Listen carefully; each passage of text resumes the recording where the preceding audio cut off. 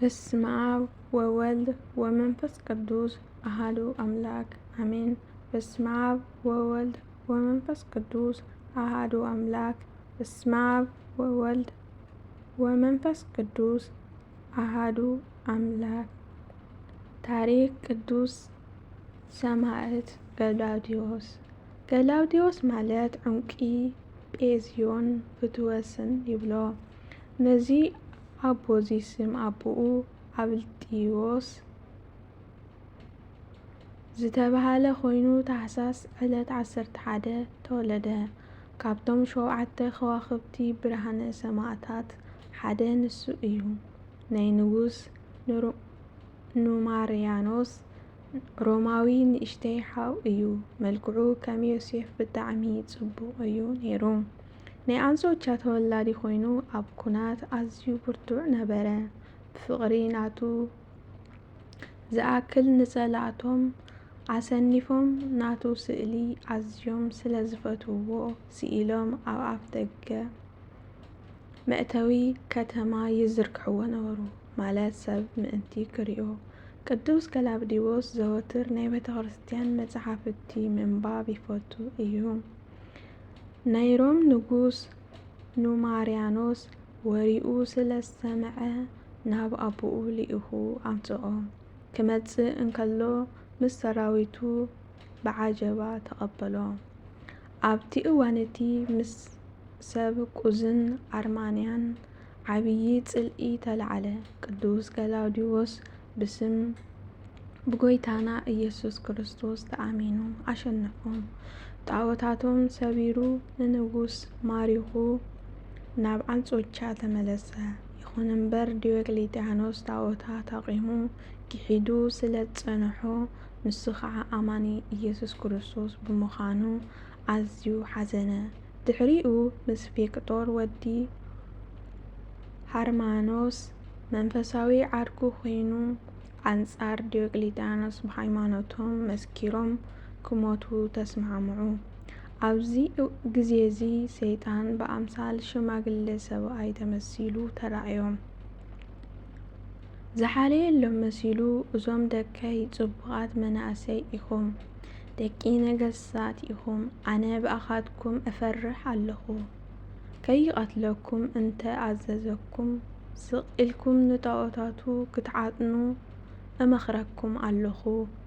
እንተ ኣዘዘኩም ካብ ትእዛዙ ኣይትውፅኡ። ንስኻትኩም ንክርስቶስ ብግልኹም ኣብ ገዛኹም ኣምልኹ። እዚ ንጉስ እዚ ሓያልን ርህራሄ ዘይብሉን ጨካን እዩ በሎም።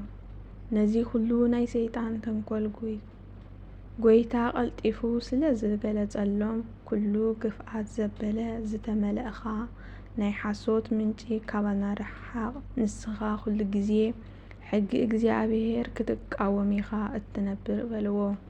ሽዑ መልክዑ ተለዊጡ ገጹ ጸሊም ኮነ። ደሞም ንምፍሳስ ፈኪሩሎም ከደ። ናብ ዲዮቅልጥያኖስ ከይዱ ንፊቅጦርን ገላውዴዎስን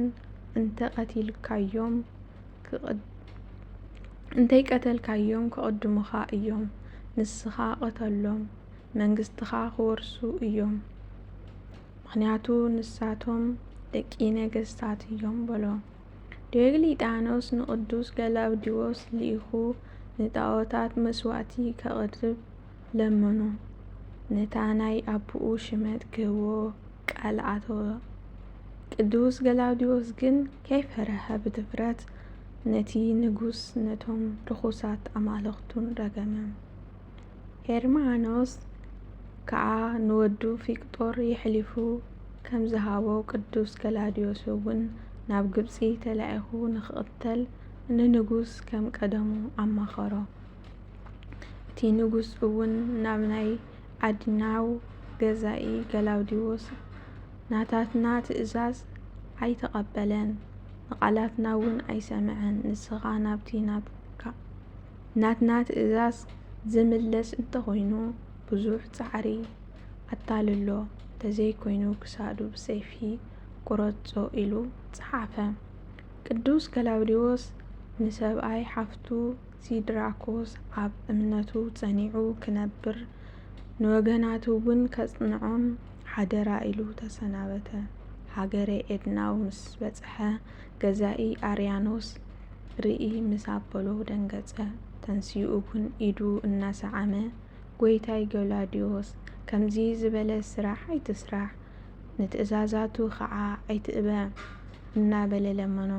ቅዱስ ገላውዴዎስ ግን ንጉስ ኣብ ልዕለይ ክትገብሮ ዝኣዘዘካ ክትፍጽም እምበር ክተስሕተኒ ኣይተላእኽኩን በሎ።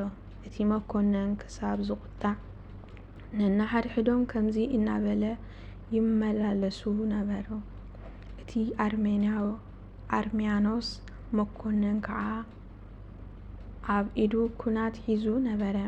ንቅዱስ ገላውዴዎስ ወርዊሩ ወግኦ፣ ነፍሱ ከዓ ፈጣሪኡ ኣሕሊፉ ሃበ።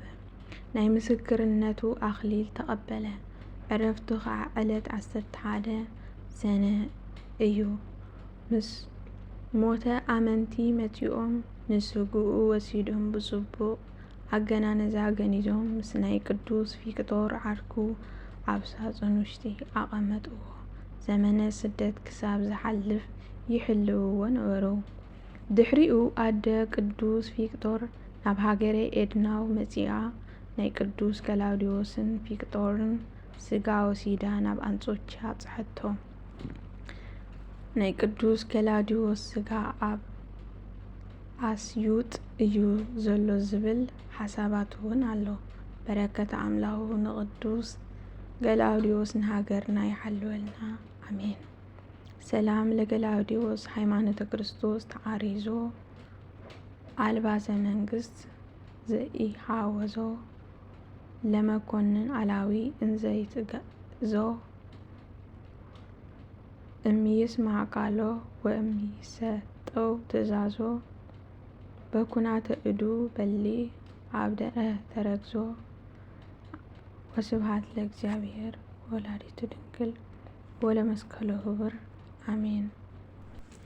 ናይ ልበይ ኩሉ ንመንከነክር ብዘይብኣኺ ንመንከማኽር ናይ ድኹማት ሰብ መጸጊት ኢኺ ሓዘን ጭንቀተይ ተርሕኺ ኢኺ ናይ ልበይ ኩሉ ንመንክነክር ብዘይብኣኺ ንመንከማኽር ናይ ድኹማት ሰብ መጸጊት ኢኺ ሓዘን ጭንቀተይ ተርሕኺ ቅዱሳን ኣበው መሪጾሙኺ